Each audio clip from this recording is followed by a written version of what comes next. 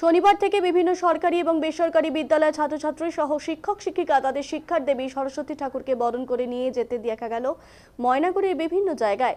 এদিন লক্ষ্য করা যায় বিভিন্ন ছোট ছোট বাচ্চারা অর্থাৎ ছাত্রছাত্রীরা তাদের শিক্ষার দেবী সরস্বতী মাকে বরণ করে নিয়ে যাচ্ছে তাদের বিদ্যালয়ে। এ ব্যাপারে বিদ্যালয়ের শিক্ষিকারা কি বলছেন শুনবো। আমাদেরটাই বাকি আছে, বাকি সব দেওয়া হয়ে গেছে।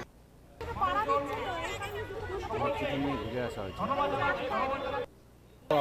আবার যাবে তোমাদের কাছে।